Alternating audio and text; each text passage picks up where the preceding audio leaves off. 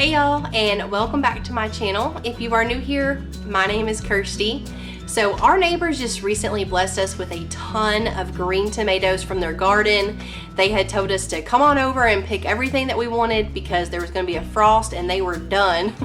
So we have a ton of green tomatoes on the counter. So I was looking through my ball canning book because I was wanting to preserve a lot of those tomatoes, and one of the recipes was Salsa Verde, and I thought to myself, that is absolutely perfect because me and my husband just recently made Salsa Verde chicken enchiladas, which turned out absolutely amazing.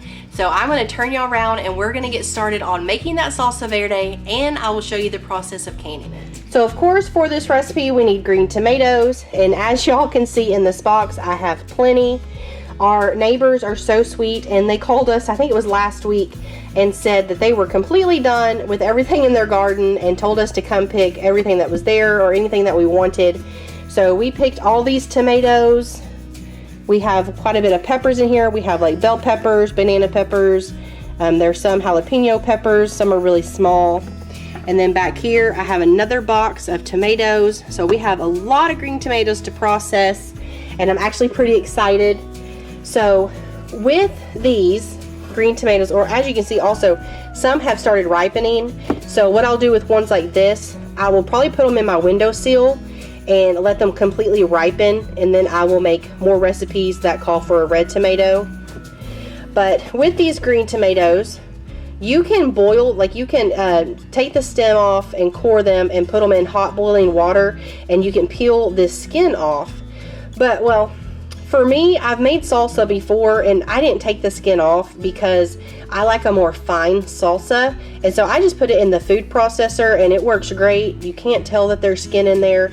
It's completely fine to eat. So that's what I'll do, and I'll show you that process. We also need some hot peppers, so I'm just going to use these jalapeno peppers. You can leave the seeds in, you can take the seeds out, whichever you prefer. You can use a hotter pepper if you like really spicy things, but we got these, so I'm going to use them. It also calls for a red onion and cilantro. They make a tool that you can use to core tomatoes with.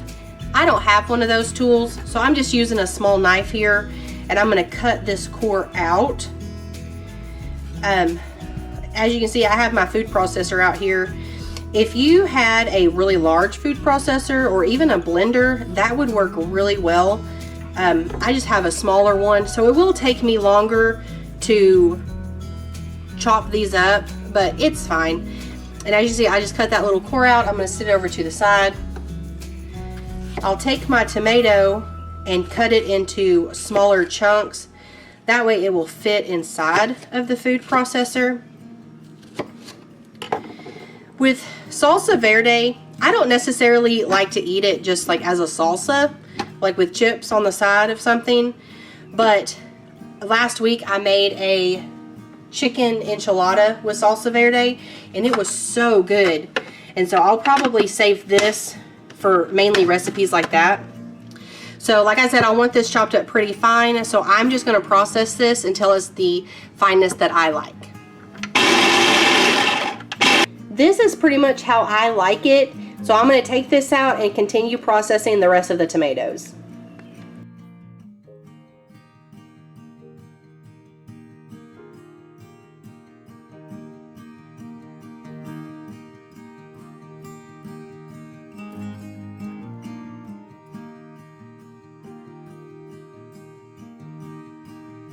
Once you get your tomatoes diced up or processed, you just want to put them in a large pot like this. And the recipe I'm following did call for 7 cups of green tomatoes. Since I'm doubling the recipe, I have 14 cups here in this pot. So now that we have all of the tomatoes processed, let's get started with the onion and the peppers. When it comes to your hot peppers, I highly recommend that you use gloves when cutting these. Unfortunately, I don't have any, and I went by the store by our house, and they didn't have any in stock. They were completely out. So I'm probably going to regret this later, but I want to go ahead and get this processed. So I'm just chopping off the stem part of the pepper. And depending on how hot you want this, the recipe called for 5 to 10 of these peppers per batch.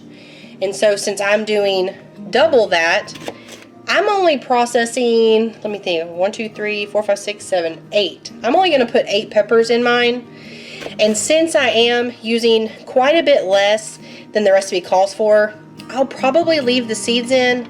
I might take out some of them, but most of them I'll probably just leave inside, mainly because I don't want to tear up my hands too much. But I'll just cut them in half like this, that way they're easier to process in the food processor, and I will get these all chopped up.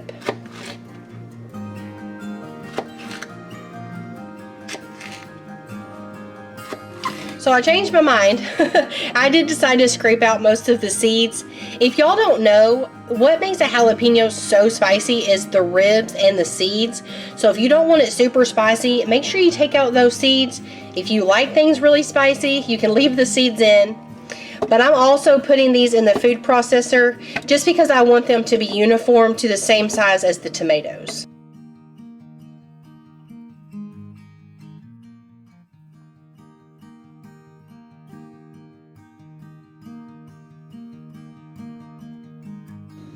And the same thing with my red onion.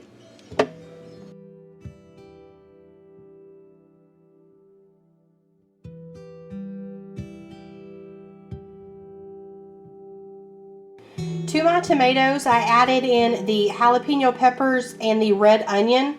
We're not adding in the cilantro just yet, but to this mixture, we're adding in some garlic.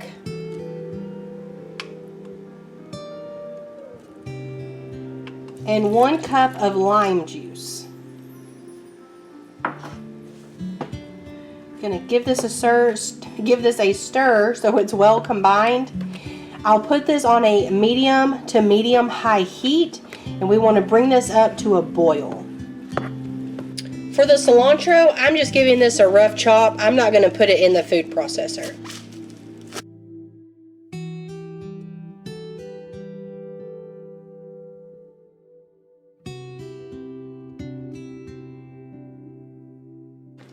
Once you get that up to a boil, you can add in your fresh cilantro.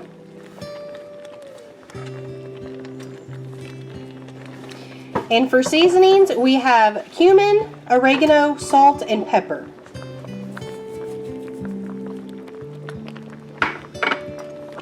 Stir that until it's well incorporated, and we're going to turn our heat down to about a medium and let this boil for about 5 more minutes. Once you have that simmering, here in my pot I do have some water, and because we are going to water bath can these, so I'm going to go ahead and turn my heat on this water to heat it up, because since we're putting hot salsa in our jars, we want this water to be hot also. Because if you put a hot jar in cold water or a cold jar in hot water, you have a chance of breaking your jar, and nobody wants that. Now it's time to fill up our cans. As you can see, I already did one. I mainly wanted to do that one off camera just to make sure I didn't mess anything up. But I have 7 quart jars right now, and the reason I'm doing 7 is because that's how many my water bath canner will hold at a time. So I have my funnel here. I'm just going to sit it here on top, and that's just going to make it easier to ladle this salsa into the jar. Now the recipe does say that we need to leave a 1/2 inch headspace, and I will show you that here in just a second.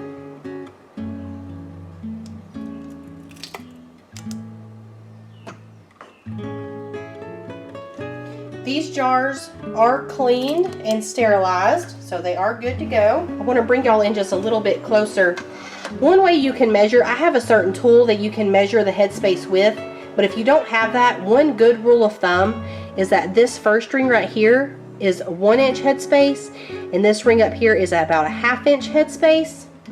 So we're almost there, and I'm going to slowly ladle in more salsa until I reach about a 1/2 inch.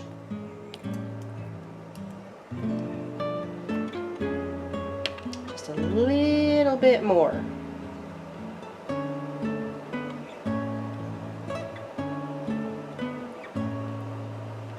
I actually think that will be it right there. So I'm taking this little tool here. You can use a butter knife, or you can use some type of wooden dowel. but you want to kind of poke it down in here just to make sure you get out all of the air bubbles.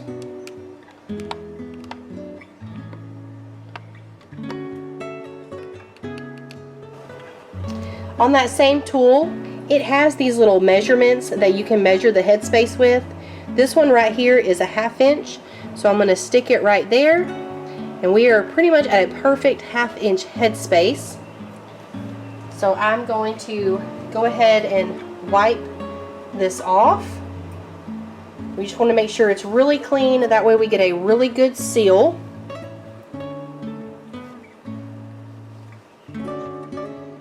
Place our lid on.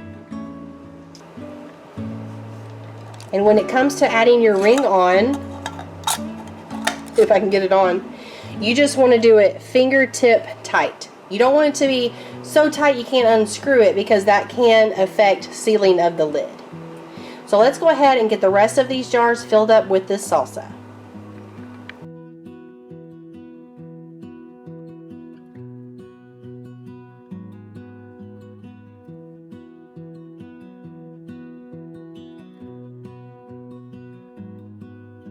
Our water is pretty hot and our jars are ready. I did want to let y'all know that even though I made a double batch of that Salsa Verde, it only made 4 quart jars.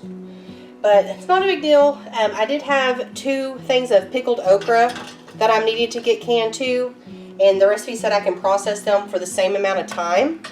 So I'll just add these in here. But just keep that in mind. If you're wanting to make more than, say, 4 jars, you're going to need to make more than just double the recipe.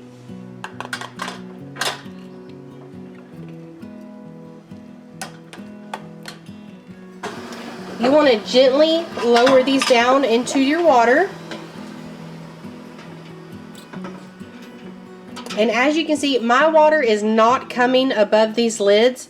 You have to have the water above the lids when you're water bath canning. So I'm going to go get some more water.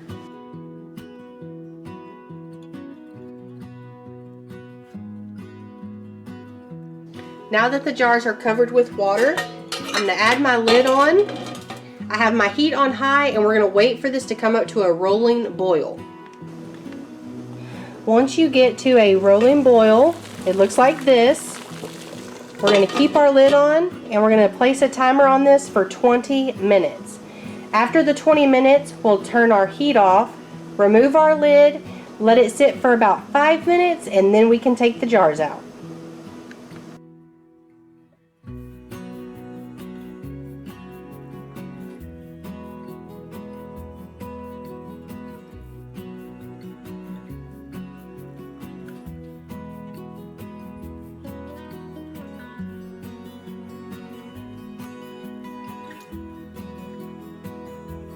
So that's pretty much it, y'all. I just took them out of the canner. I sat them here on the counter on a towel. They'll sit here for about 24 hours. These lids should seal down, and you can take these rings off and then put them in your pantry. Thank y'all so much for hanging out with me in the kitchen today. If you enjoyed this video, make sure you give me a big thumbs up. I would love it if you would subscribe if you're new. Let me know down in the comments, what are some of your favorite things to can with tomatoes, and I will see y'all next time. Bye.